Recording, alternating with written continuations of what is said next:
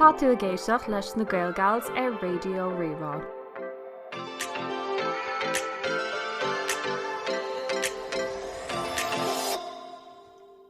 Díobh a chuirde agus fáilte ar ascuig Podchraoltóir na Gaelgals, Tásúil an gúil sibhar fád go maith, is mis Lucy agus lumsatá. Alswyn. Agus Sinéad. Agus táid có ar bís don agranse mar tá ar gcéad agan Ruairí ar bhla tú héna chur nachna dún? Yo! Smis Ruairí Egan. Agus tá ar bís den episode seo cos ónar thosaigh sibh na Gaelgals siar i 2019. Táid hééis se bheith rá caiimid Gaelgals Léim Thart crossover dhéanamh ag stad éigean ar chlí éigean rud éigean crossover dhéanamh agus tá sé take chun faoihearra, you know? Tásúla gom go maithíonn tú an speisialta. Ar gcéad. Yeah, well, I gcónaí mohím specialta nuair bhím just ar gléich le mo cháirde.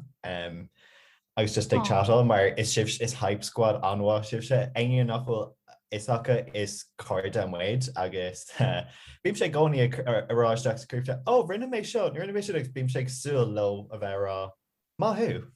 Oh my god, mar grúpa cóirde. Tá muidir gcónaí tuairt le hypeach chéile tá sé ionach.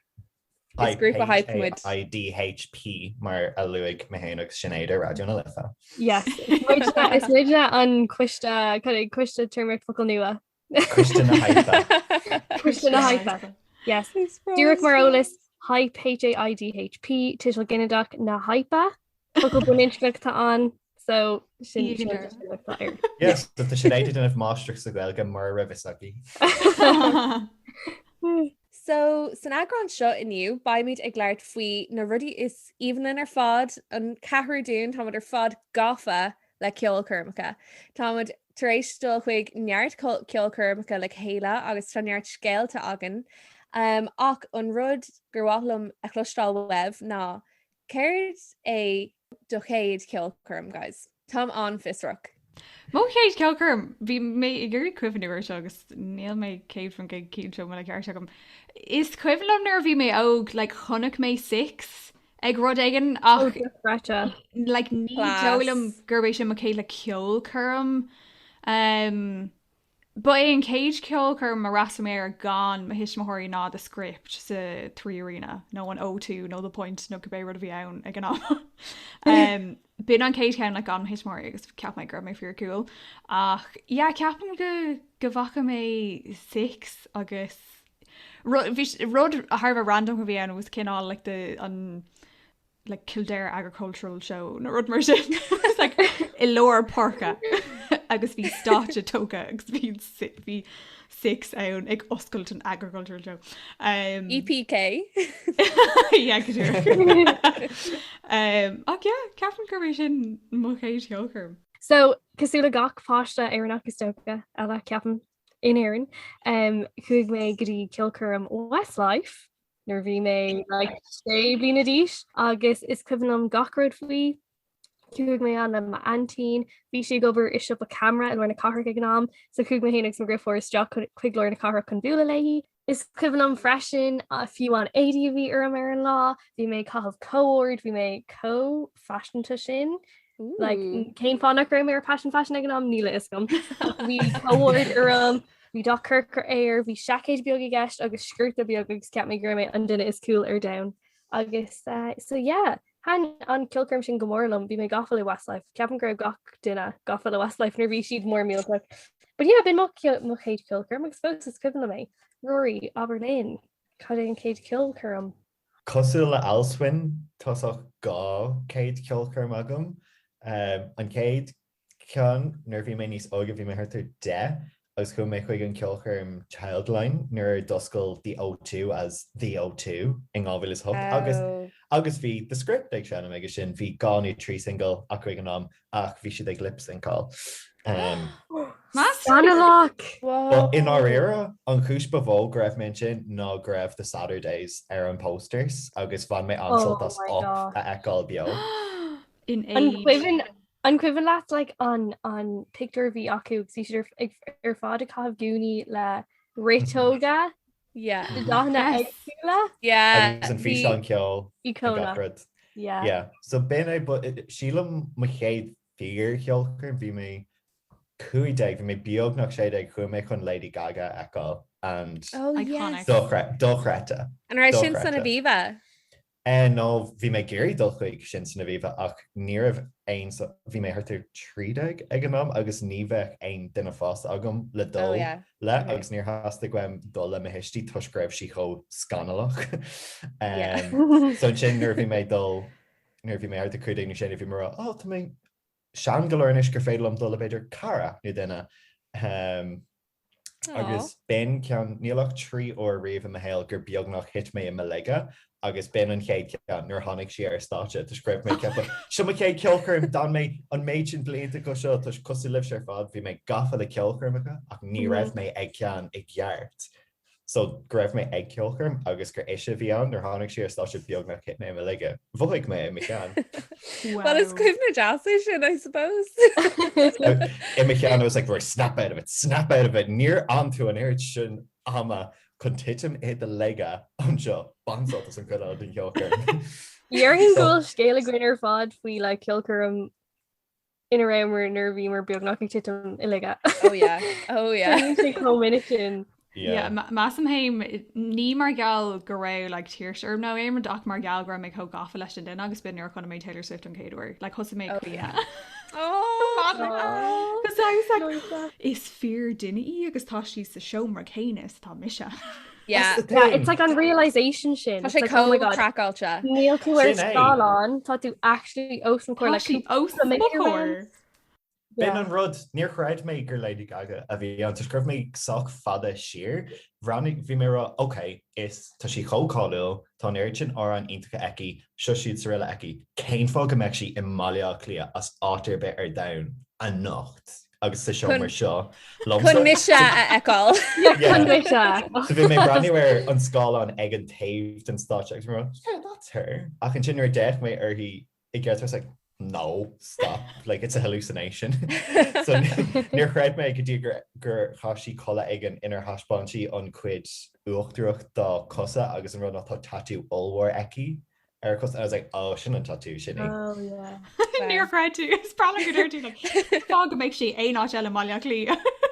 Céim fá go make she átar be eile down ach tá sí mala clia. You know. Cairt fú taim Lucy.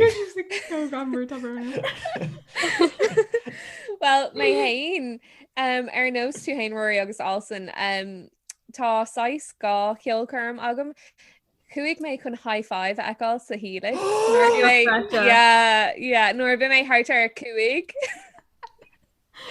so bhí sin dar nóí do chráte 5 in the air you know like just do chráte so mo céad ceolchorm agus a rééis gom an fear ceolchar mé seo ach nuair bhí mé 30 for mé ticéid le iad chun EMAs eáil in mail firste so yeah. Oh my god agus fáin go gluisian sibh cé bhí mé i híon acha le so Níl mé ré oh my god Níl mé ré go wacha tú Bhí sé crackáilte. Bhí sé crackáil sé ceapan gur mé tríblin deagtíis actually tá mo hoodie just like dearcan sin agus tá like ní amazing ach so chu mé chuige sin in gábhíos sa haindeag sílam agus bhí aithna ag iad basically ar bhean in a row ag déanamh like an seating arrangement do chuile bhena so former ticéid VIP so bhí mé imihí like os cór LMFAO. Oh my god I know literally gas agus bhí Katy Perry like cúpla siacán wem no bhí mé like tá picturí ag iad áte an like ar hard drive áte an aige so daintí mé iarachs teachtar who like is fever dream atá an bring load fever atá an like dearhan go gcuimhníon lom níos mó de high five ná na EMAs cos bhí mé just like oh my god and é seo an fear hail bin tá is aine gur éist leis an Podchraoladh hana bhí Jaden Smith phase agam agus bhí mé go homláán tóca leis agus bhí Justin Bieber ar an státe ag chuna Never Say Never agus bhí mise like go homláán like Ray de Jade just chocht amach ach níor tháinig sé amach agus bhí mé críomhiste. Oh no. Sorry, it's probably like Justin Bieber or his daughter, and you were like, "Where is Jaden?" How will Jaden? Literally, God. Oh, Like God. Will Jaden. Aid Colleen Ella are down. Like Scradial mar Galgar Justin Bieber was a girl, and you're like, "No, it's just a mockler." Oh, Granby. How will Jaden? Ach bhí mé gafa le Selena Gomez cum agus bhí sin like a cur an show a láthair, so bhí sin ceapam an rud is fearr faoi. Yeah, agus like bhí Lady Gaga on, bhí gatain on, and honestly like sweening sheer air, and I'm like, oh my god, couldn't start sin fear. Near a few phone agam meg an am, like near a phone agam. Bhí mé go well, bhí mé tríomhlín jag díseach. Bhí mé óg galore, you know. Yeah. So yeah, níl aon like finish agam like my own hain. Ach yeah, just cool. So bin mo chéad ceolchoirm dearhan. And then if that doesn't count, then Tá bua ag Lucy. Yeah, Tom Lucy.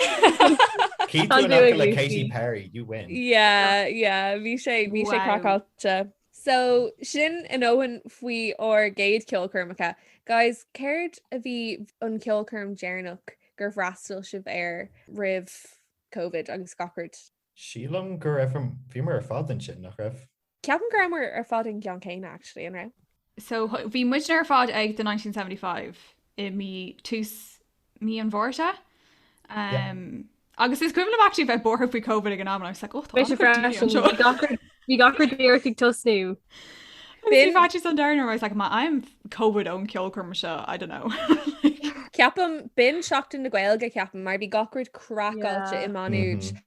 Agus formé sib le Aoife agus formar an train le chéile.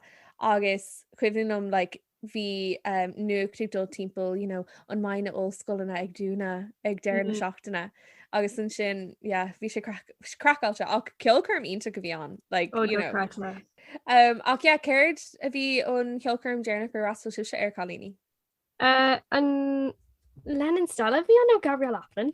Yeah, actually bhí mar kind of ran níl mé cínte, like bhí an táirín drasamar ar cúpla cín ag tús fithe chunamar the Jonas Brothers the 1975 Lenin Stella agus Gabriel Laplan. Capan gurbé Gabriel Laplan an cén dearnach. Yes, bin an bhórt a ihe bhórt a bhí ann agus an sin dún na scolanna ar an ine sin. So bhí sé an geard an crack sin ar fád. Is cuimhin am bhí mar agsúlas Jack an duras an nílas ón cuimhin an cuimhin leat é, bud bhí lád ag seasamháin le buidil beag bídeach de like hand sanitizer. Agus bhí mar like, oh my god, tá sé seo có aisteach, agus it's míú siar inis tá sé sin aisteach gur sé aisteach dún, cos sin an gnásil inis go mé hand sanitizer ag an príomhdurs de gach ferganm, you know? Is bralam though just nach ra an tiis gan dagin ag an am, like ceap mar gur lór hand sanitizer nor like níl or bhí mar fád com salach. You know, like nor sweening tú siar ar like dar nóí glán mé me láh agus gacard I gcóí ach like ag swinmh siar ar inis, you know, ní an óhan den am lenis. Fiú like a siopí bhí gatain ag chur láh agus ag leagad láh ar gach eile targa sa siopa, like tá sé sin lofa gross. Yeah. Well, is cum faoi COVID níl mé gur leir faoi COVID nniu. So céird a bhí na ceolchoirmeacha nó ón ceolchoirm is fearr leat beidir tá éireánní nó banna ceol gur fearr leat freastal orthú ach céird iad nó é ón ceolchoirm is fearr riomh. Brahan sé tosach gá ragra agam mar seo cos le aonceast. Tá coppla duine imime cheann agam so sílam mata tú like bhí mé smína faoi agus mé bhrisise si is chuig bím 6 mí bhna cedé like an ceolchoirm omláin nú ceid fi like or an like a bháin ar hahan leat an méid is mó agus a gá ar an ar smína mé an cé ceann ná I love it where I canna pop ach fecin tháinig mé Charlie XCX á chana gá or an is fearr le feicil beo riamh. Icónach pop. Léimt focail a scradial is a gachna gach focail tá sé dochreachta. Agus an dar cean níl sé choáil sin ach is le churches mar le mé hána agus tá áach ar bhanam clearas blue agus níl struchttar ag an árán isach versa agus just land sé ráis ra bí sé ag tóga ar a chéile agus an sin just bíon an drop allhhar seo ag an deire agus an chéadú wa mé beid san Olympia bhí mé sa scúne ar fe gáir le gribh ré le cinú greibh mé ag an sconsa agus bhí mé sin bhí siad sétra os mo chóir agus bin an áit fearfa tu greibh an coolra den státe ní raibh scálanácha ach just bhí nasach racks allhhar seo de saoil se so nuair a thosaigh órán bhí mé seasta an sin ag an chuntasaí sa leir agus bhí na saoil seo ag lonú im aig leis silhouette nóla so bhí túscach ar an dréchtúil ach just bhí clears blú cho ítach chail mé gachsach pí a céile imimeán rinne mé damid ar chuine ar bit ar bhfuil mé le riamh déirna bit eile sa siomra thosaigh mé ag léimt agus mé as foiineh ag deir an árán just ag tuis go lean an drop ar a leid nóid beidir nóid go le agus just líméid sin le aige má láh just ag anál isteach is amach isteach is amach. Tuisgur sé códriúil ach dá mechar an ceolchar omláin a ranú sílam ghfuil má dochreachta beo sílam as gach ceoltar tá feice agam riamh dócha na saoilse na scáán an banna na dehsóirí all the production dá mantha é sin an státe agus is chuirtú an ceoltar hús ar an státe le solas amháin agus just backing tracks éise an den is fearr agus tá Beyoncé feice agam. Wow. Ach tá nó just chomá beo. By the beehive. By the beehive ag shocked go dit. By the Rory cur ar cealag the beehives. It's brawl on Beyoncé ach just má ag leir faoin duine a bháin lohain gan aon cuidú sílam gurmón ceoltar is fearr beo. Tú héá? Bhí má hab ag ranú árán comá le ceolcurm féin ag rá gur bé the sound leis in 1975 an dócreta mar tá siad feice agam chuna mé iad faoi in éon blion amháin rud mar sin rud atá cracóide agus nuair a chuna mar iad ag EP agusú mar chun tosaí bhí roií agus lúsílam anrónach nachrá sin é da. Brisin sé marí fós nachir sé ach bhí mar chun tosaigh agus is cuimn agus solar freisin gro is bralam nuair tatú ag féil ceol agus nuair tatú le chun tosaigh nó i measc an slua tá brathnúir an príomhstáte agus níl tú fór mar geall bhfuil tú clúta le daoine eile. And I was like, oh my god, tá mé cos asúil mé anseo agus an rudí dhéanaan siad san árán sin ná gnéonn siad like 1 2 3 4 agus léim agus léimann tú leis just class caiimh tú beh. So dearéis sin an terán is fearr go bhacha riamh bio ach an ceolchorm is fearr tá roimh feicá gom le ní dálam go le níl an chuid is smó gan na daoine san na charts feicá agam sin an cinál ceol a haíon lom. Daring I think I caiith my Taylor a rá mar is brala mí. Céin tuéis seo. So níl seach feic agam faoi go fearr. Chunah mé ígóir in 1989 sa trírína agus bhí sé ionintach. Agus is cuilumm gur chas si gach eile árán ón album and I was like, wow. Jane si gach árán. Ní minic a Harlíonn sin. Yeah. I was like, oh my god, she fóstig to arrive. Wow, like bu on target. Bralin sin. Honnig me agus Sinéad is it what Park and Croquig? Park and Croquig bhíon. Tá go like go mín Deannig Spucker ra like oh bhí gachtainna ar down like ag na ceolchorm sin cos bhí si ag tuairt na ticket amach. Yeah, bhí a si class. Like bhí tá ceart acu like bhí gachtain ag dul mar gá just great ticket. Ach bhí si anhá. Oh, bhí an show sin anhá de Taylor. Is cuioine méid an bhí an grán a go mé Taylor Swift, bhí mé just ag dul to scraibh ticket Sarah Nashka agus scraibh Charlie ag Shannon. Oh, bhí Charlie class. Yeah, bhí Charlie class. Dócrata. Bhí Charlie níos fearr nach mila. Oh yeah, bhí Charlie níos fear nach Sí ní crílam Camila tuis greibh mé alta faoin am sin. No tuis nach ra mór an le cuimhnú ón tuspáint is oof. Is cuilam díirch ina iadí cruichnú bhí mé gur dul le ducha á, so chu mé chuig an bar agus níomh scúne fada nó aonrad. Ach tuis greibh si chodéanach bhí an the turnaround idir is agus Camila cho tapí faoin am greibh méid siúlarás chuig na héachan. Bhí Camila státe agus she were like, what's the crack, Dublin? And I was like, yeah, that's cool.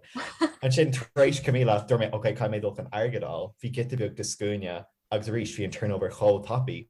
Bhí méid siúlarás, Kyle méid Taylor actually tacht státe bhí méid soach dogtíma arm de sin, but bhí méid siúil ag an dead the ready for it. Agus ag an dead an bridge, bín soach an gá second sin ar ten gachar cún. Bin an pointe greibh méid dear goes core on Starchucks VM like shul, you know the way you like shoot into a stock, like right at the front, except you shul or ash. I've been a deer computer. Nervy made deer contest. I was like, oh, cuteness. In the middle of the night. Oh, should I go? I have arrived. Yeah, but fresh and murder, mate. Vi me alta. August vi me go fargo. Grab she and shin fresh and grab me go. Admin le him níl tú chun búla bosí ana bheith stad ar be. Agus é go príte go siúlann si idir an B agus an C stage rih like tú blank space. Hiúil si I másc agus just chur mé lá agus níor ag mé agus rug si hair and I was just like, oh cool. Stop. Oh my god. Rory. Ag rálum gur rug Taylor Swift lágars agus níorúir si them. Dennis mé an scéil No way. Dennis mé No, níor inis. Sorry, Tom go homlan shook. Níor inis tú? No, níor inis tú. Shout out chuig léon ní workú, níor chuúla sí an scéil goí cúpla seachtain ó hen, but like ní raibh mé ach hééis leir fi Taylor Swift like cúpla ó ach tá muid hééis anna gcuid chora dúirt mé leh seo. Ní cuilumm tú áráisinom agus aontín na Gaelslum so níidir tú. Ceap go gcuid nó a chmuid. It's what it says on the tin, like níl sonraí new scale ar bit eile, it's just rug sé má. Lucky sod. Sorry, agus tosig rá ní bar mé I géirí I eáil an mis an sin ag cuioine nar thosaigh si Just the most unappreciative little shit. Is cofa, ba me lá agam agus casfiú mé le hiú. Chucky our love. Chucky our love. Lá aigen chuhí mé Taylor Swift faoi agalah agus béarm I don't know fethe cope den album a cheannach chun iad á sínhe cos cuil an air sin cóir agamatá. No, mátá tú ag chur í faoi agalah ba mé ann le búla le hí. Yes. Tuair chuig club an chunraí.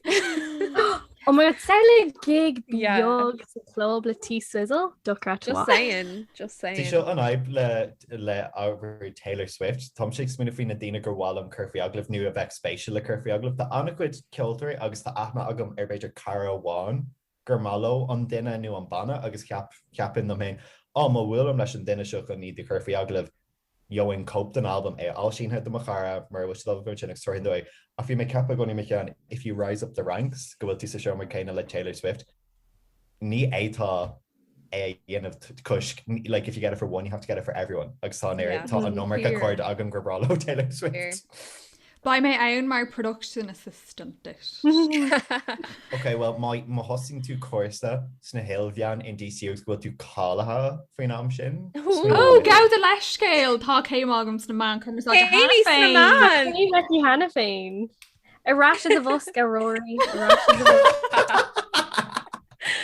Over to Léim Thart I go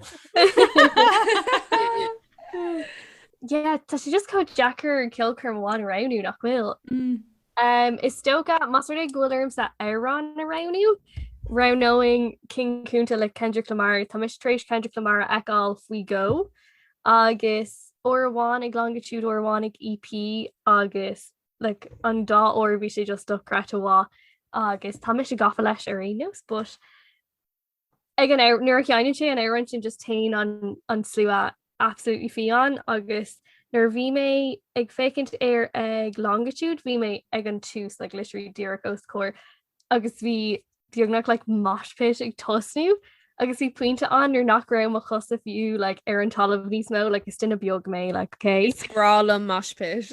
Oh my god. Agus deag ná bín agla ar an raibh an cinnal umpur sin and ceolchoirmeacha. I'm like, oh my god, yoey my boss, like should dare hail. But ag an puinte sin, I was like, you know what? I am boss a ceolchoirm Kendrick Lamar, you know, le Léim Thart. I'm exhausted. Shouldn't Queen will make your dollarinos. Eagsa with a bang. Exactly. Amach le bang more meal tuck. Agus let's get ag an Dara an Ericsson Darren Shay like, oh, what is it? The funk shall be within you. Boom, boss. That's okay with me. Like Docrata. She's cool. Cerdala, Master de Grow Urmsa Ceolchoirm around tá sé seo like an exit fod, but an Ceolchoirm addressed on with al Ceolchoirm Hudson Taylor I Whelands. Oh yeah, Hudson Taylor Ian took bio. Tá siad oh Docrata. like agus bhí cumrán faoi go nach neacig. Yeah. Agus bhí bliana amháin an agus bhí daoine ó like mahatma Gandhi ag senam lo ar urlaisí chradisiúnta agus Tá siad sa banna ceoló in ish. tá Like, siad yeah, like go láimtreha. Yeah. Yeah, but like cur siad gom leis gal fum omlan difriúil agus álinn dríoch túil éannach leis na heran ar fád. So bhí sin just codúil agus tuisgramé an al agus is bralinn iad agus bhí sé codúil tuisgraibh sé ar siú like am nolig. Just bhí an tapmistr do creitá, so han sin go mórlam. So bin móga. I know. Táid bhí mar co cute. Ag dul fa. Rastal se bhríomh ar ceolchoirm ú fásach nó an ceolchoirm bavasa go rastal se bheith riomh. Tá tor me Rory. Will. Yeah, tá, but tuigh Sinéad an scéil seo, but Mabel. Oh, Mabel. Oh, yeah. Yeah. Ooh. Tá ina ar mar sin. Bhí si ú fásach rib Harry Styles. Is mal an reinintá dá cuid árán agus le dééis mé lena halbam ar tháinig sé amach agus hahan cuidháid in thlam ach an rud just bhí díma ar an tuisc níorhmeach hééis éisteach le coppla árán dá cuid, so bhí mé dul sa chun kind of sussing out a dhéanamh ar hí ar bhach, bhí mé dul le feicáil ar chuir an bheith im a fad. Agus runna tá an muoín eici is féidir le dasa ach ní arna si rudidir beide and si soach okay ag chuna bio like ní chu hin like ró order sí an taintach cuatamh a bhí an ar níthe ná dúirt si ó tá se chun coppla árán a cheanam inis nar chean mé bio níl siad ar fáil go fáil agus bin an chéad ihe den tour so bhí mé mar cean den chéad grúpa den phobal a chuile don't call me up a bhí cool. so cean si beoi Bop. But bin an tain rud agus dathraigh sé a saoil agus bhí mé óstás den cusc nar tháinig sé má fí mar seo an tarna cean tíana sin agus bhí sé dochreta má. So yeah, just bhí díma cos níos luúthe an bhí sin bhí mé hééis do le ré a eáil agus bhí sé nach ar na termí céine níorh mé rilí am landach bhí mé chun sussingéanamh agus bhí si dochreta má. Cho má. Yeah, so Mabel.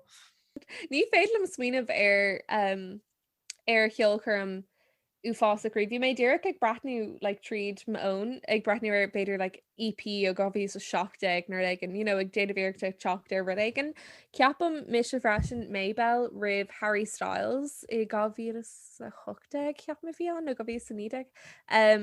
Bhí mé sa chéad blion san óscoil, so gohí a chuteag. Agus just ní si roiá ní mór an fuineheici, so ach bíomh a hairán ach ní mór an fuineheici agus tí sé sais díach cai mérá. She really gave us nothing. Give us nothing. A star for absolutely nothing. Bhí me chun agus tú ag leir faoi freisleir Harry Styles. Scéal brnach. Bhí ticéid ag mis agus Sinéad le freisleir Harry Styles an céad ó go raibh sé maiile clí leis an céad album. Agus dílamar na ticéid mar gal go raibh ball na Gaelgar siúil ar an ihe céine. Stop. Yeah. Oh my God. Ar son na cúise. Harry fecha agan go fáil agus tá fósa fannacht mar galar fucking pandéim seo. Má dhearann duine ar bit linn nach ghfuil ceartmuid tuisgur basáile a líon ó cúgaláin muid, deirhí mé an méid sin le. It's like, well, actually, you'll make like Harry Styles le go big bang mar sin is ghail ceart mé, actually. Amen. So Tá agam hain tá trééis bheith ag gglaart faoi na ceolchoirmeacha ar rastammuid arthú rih COVID ach dar nóí tá liste agan ar fád ar na ceolchoirmeacha ina maiid ag freistal arthú ina dhé. So aberlum céird atá ar rilista agus céin cín a bhfuil tú ag tinú go mór lo. Alswyn ar bhla dul dús? Yeah, I mean, tá roimh ticket agan agus tá mé agsúló an duine móna Harseld agus iníos sin tá ticket agan the Haim, the Killers an é sin é? Little Mix. Oh, Little Mix, yeah, tá brona sé sin le bheith an tatan seo. Oh no! Stop! Yeah, agus bhí ticket agan ar fád dó.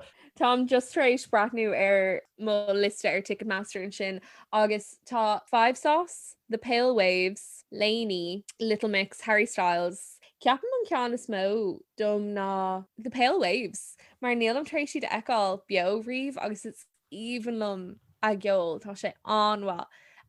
So yeah, Tom coirbí sin ceapan go sé san Academy nó san Olympia, so ba sé soft beag agus yeah, Tom tanúg mór lei sin. Ach dar nóí Harry Styles, 5 Sauce, Little Mix, ba siad ar fád class, like Tom coirbí dóh sin cumá. So yeah. Roirí an bhfuil lista agatsa? Tá lista agam deich mé siar. Tá aon nach nuirt duine ar ben kneecap san Olympia go fáil. Oh, I don't think I would ticket agam. Yeah, ní ceapan go ticket agam. Ceapan go bhfuil ticket agan nach bhfuil. So tá kneecap le bheith toirliú I mi Dearfór Gemma Dunleavy be mé sin Chomá le Sinéad. Little Mix freisin tá Stormzy sa trí arena, Declan McKenna sa Olympia. Oh, Declan McKenna. Wow. Yeah. Okay. Tá Dagny le bheith san Academy agus bhí si le bheith, bhí an ceolchoirm sin le bheith cúpla seachtain hen agus fiúnar a bhí méid léir Léim Thart mar mar atá tá ceolchoirm le bheith mí Ebron agus inis tá an dáta sin just héis le dul háann ach tá sé tuairliú a mí anar inis céir eile. Sí nuair luú tú Declan McKenna, ní acha méid Declan McKenna ach tuiscraibh méid fannacht le Dua Lipa eá le féile ceol agus am ag súil go dúirlóí an feature nostalgia tuair tar scoil ticket agam lení eáil ach tá si sa trí arena agus i mí man fór, so níl annachcuid dóchas agam go dúirlóir sé ach an tainre de michan ná tá fáine agam, is féidir an fannacht blian eile just fadas go dúirlíonn sé. Tuis go cai mé future nostalgia eáil bio sa saoil seo. Is cum le mothirlíonn sé I mí man for gabhile sa fidó fanhí mé, tá fáine agam de sin.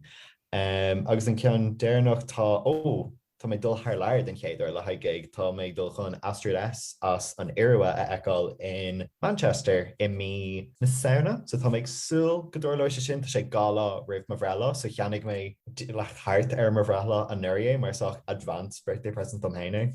Tááling. Well, chuir just stocha gnéhímuid sé an seachna inis agus don seachtain seo roiní mar cúntas nua darbannam ó bhil na man agus go bunúsach is grúpa ban ilí iad agus seachtar ban atá I gceist agus an spurgatá acu ná filiacht agus litreacht na Gaelga agus dácheang a chur chun cín agus sppraga agus tá siad go mór go le mola go leis go mé lei sin. Tá si ar an Instagram is acu ag ó fostric bhéil fostric na fostric man agus bíon siad ag agrú golóir cuairtí agus ócádaí ag glóir rudí eile a nuas ar bheith a cursús glóir dáanta ália comás a bhfuilhín díobdul agus iad a Lanston más féidir libh. So gur a míle agah cardide as a bheith ag éisteach a léin agus hamangurí ar muchas a gaháil le arcéid I Roirí gur míle agus as bheith linn bhí mar ansceisiún faoi agus baitú arás céad fan géid. Le play faoi cabbéir fan faoin spéir ach go thuirtha cuasaí ceol agus má tá aon duine I ggéirí teagháil a dhéanamh linn is féidir libh teachtar ag Gaelgals ar Instagram agus Twitter ag Gaelgals ar Facebook agus ag nogaelgals@gmail.com má tá tú gurí rifos ceola agus roiir mu gurí plug a dhéanamh freisin.